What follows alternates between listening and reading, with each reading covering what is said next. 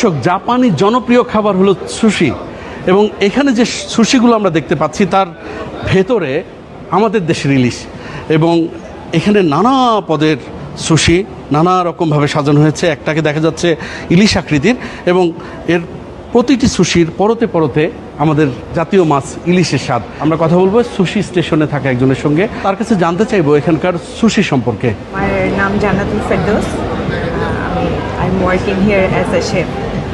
তো সুশি স্টেশনটা আজকে আপনারা দেখতে পাচ্ছেন অনেক ধরনের ভ্যারিয়েশন দিয়ে সাজানোর চেষ্টা করেছি আমরা। অ্যাজ লাইক 10 থেকে 12 ধরনের সুশি তো এখানে আছেই, যেগুলো অথেন্টিক জাপানিজ সুশিও আছে, আবার ইলিশ মাছ দিয়ে কিছু ফিউশন সুশি আমরা বানানোর ট্রাই করেছি। লাইক আমার হাতে দেখতে পাচ্ছেন এখন আমি একটা ধরে আছি ইলিশের কেক সুশি। তো এটার পুরা ডেকোরেশনটা শুধু ইলিশ মাছের মতো ব্যাপারটা তা না, এটার ভেতরে ইলিশ মাছের ফিলিং আমরা সব কিছুই ইউজ করেছি।